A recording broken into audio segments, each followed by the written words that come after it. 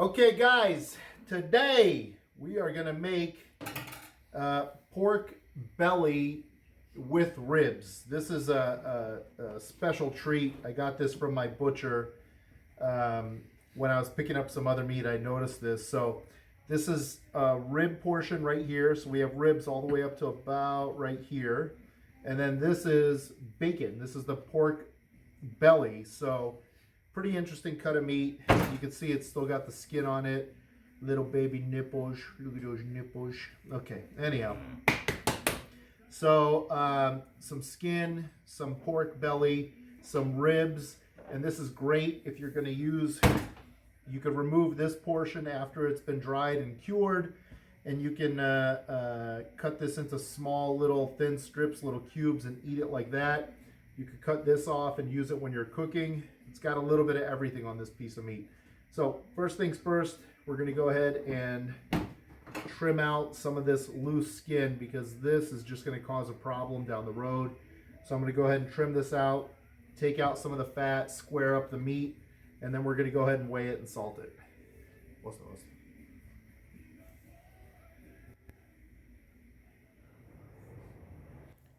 Guys, one question I get asked all the time is where am I buying all my equipment from?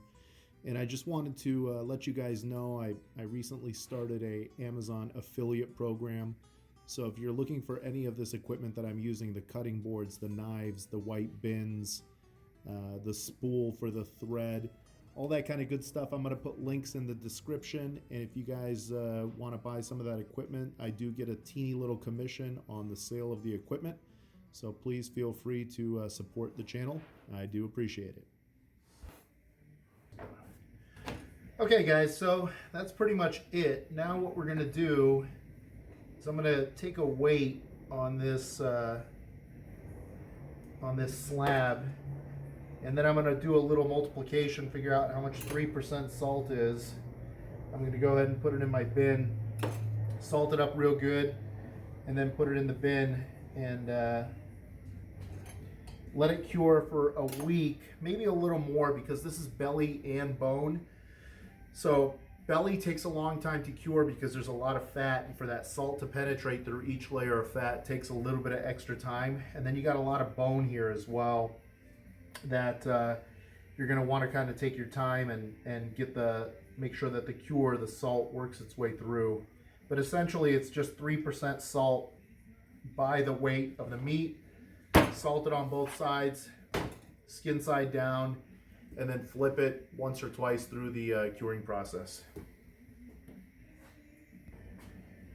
Okay guys, so I've got I put the bin on the scale. I hit the tare button, so now it's weighed in at 0. And we're gonna go ahead and weigh the belly. It is 8.5 pounds.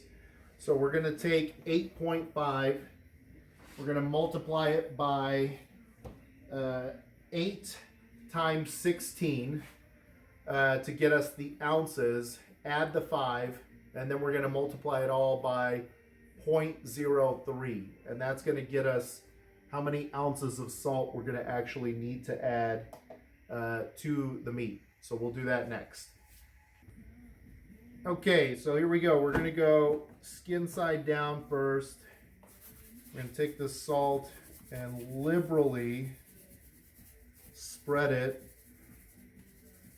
on all 6 sides of the meat. And when I say 6 sides, I mean the meat has a front, a back, and then 4 sides, kind of like a door. And you want to make sure, like places like this, where you got a little flap, a little hanger, you want to make sure you're getting some in there to, number one, cure the edge, but also to get to the back side of those ribs too. So we're just going to give it a little shake on the sides, and then we're going to roll it to the back. You got a nice little bit of belly here. Okay. Rub it in, pat it down.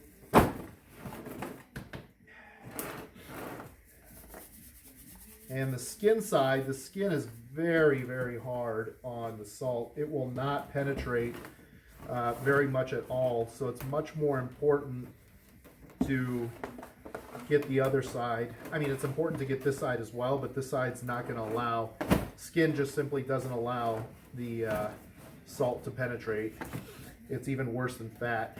So we're going to go ahead and lay this down, sprinkle the last little bit of salt that we've got, and that's it. We're going to cover it with a lid, and now this is going to sit for anywhere between 1 week to maybe 2 weeks, and that's where the salt is going to penetrate through. Tomorrow I'm going to come back out, and this is going to have a lot of water in it. I'm going to take that water out and dump it, and then wipe down the bin, and then put the pork belly back in here and let it continue curing. We want to make sure that at every opportunity we get the water out. And we want to keep this around 30, let's call it 38 to 40 degrees would be ideal. Right now it's wintertime in Chicago, and my garage is ranging anywhere between 32 and 40. And so I just leave it in my garage. You could easily put a lid on this and put it the bin into your refrigerator. It'll work just as good. But you want that salt to equalize, to penetrate through the meat, and make sure that the cure gets all the way down into the center of the meat. And once we're done with that, we'll go ahead and hang it, and then we'll go ahead and smoke it, and then we'll go ahead and dry it. So that's it for now. Okay, guys, as you can see here, this meat has thoroughly released a pretty substantial amount of juice. This is a pork belly with a little bit of ribs attached. This is the pork loin. Pork chop style is what I'm calling this one, with the bone still in and the tenderloin attached. Very, very firm. This one has firmed up considerably, and on the belly, I'm sure it's still going to be soft because that's just the way the bellies are, but yeah, you can see it's all scrunched up. We're definitely going to need to stretch this one when we hang it. But you can see the amount of water that it's released. I'm now going to dump this water out, flip the meat over, and allow it another 4 or 5 days minimum of equalization. This piece in particular, the pork loin, probably is going to need a little more because it's such a gigantic piece of meat, and it has a bone in it. So this piece in it of itself, I'm going to say probably 14 days at a minimum. This one, because it's got a lot of skin and it does have a little bit of bone, but it's so thin, you know, I'd say a week would be more than enough on the belly. So, all right, guys, let me go dump this. And we're right in the middle of a snowstorm, so I'm getting snow all over the place. Let me dump this real quick, and then I will be back to show you what it looks like. Okay, guys, we are back. We dumped the meat, took a paper towel, and just kind of wiped some of the bigger globs of water off the skin, because again, we're trying to extract water, not add water. I wiped the loin. The loin has really firmed up considerably. I'm actually pretty darn impressed with this loin right now. It's looking real good. Pork belly has firmed up considerably as well, especially on the skin side. Pretty surprised. Now, you could see all this wrinkling, and the skin is all kind of bunched up like this. This is really nothing to worry about. When we hang this, we're going to hang it from the large side over here. All this is going to stretch, and it's going to look a lot better. It'll look much more appealing than it does right now, especially after smoking, and it gets a little color on it. This bad boy is going to be interesting. I'm not sure how I'm going to hang this yet, but it's going to be somehow through there and then strung up. I don't know. I'm really interested to see how this turns out. But we are in the middle of a snowstorm here, guys. I'm just going to show you real quick. This is why we don't need refrigeration when we are doing charcuterie in Chicago. There is plenty of cold weather. My garage is probably 30, 32 degrees right now. So we can leave stuff out on the counter. There you go. We're just above 32 degrees. And we can let stuff cure out here without any issues. If you are in a warmer climate, you can absolutely do this. Just get yourself a food grade bin, put a lid on it, keep it sealed up, and it will be just as good as if you're doing it out in the open. So, all right, on to the next step, guys. Okay, guys. So we got the beef in the smokehouse getting ready to get smoked. We got the pork loin here as well, bone-in pork loin. We have the slab of bacon with the ribs ready to go.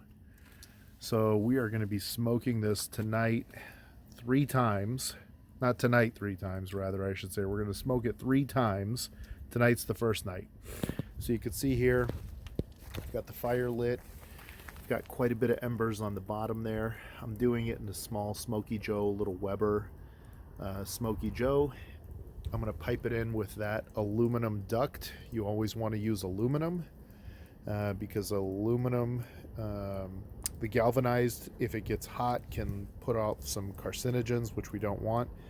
I'm going to pipe it from the holes of the Smoky Joe into the side of the smokehouse and let it go all night, or as long as it's going to burn. I loaded it up with a pretty good amount of wood, so it should burn for a little while.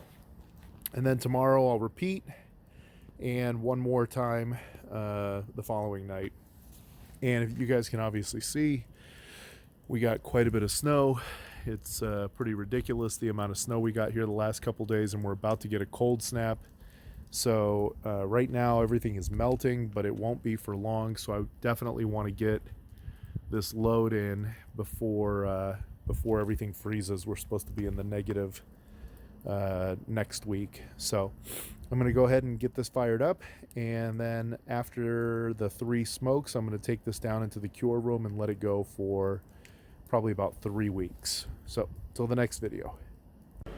Okay, guys, so the owner of this lovely slanina, too much travarica, sorry, my mother-in-law is here to pick him up.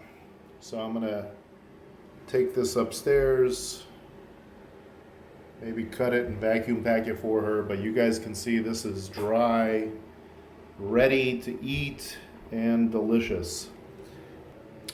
All right, guys, so I'm gonna see if she wants me to cut it. If not, I'm gonna give it to her whole, but this piece is done. It has absolutely lost the amount of weight it needed to, and it's probably delicious and can be eaten as is. Enjoy.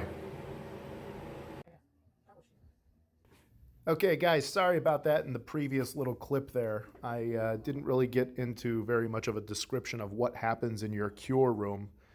Wow, you could see that is some beautiful looking pork belly there.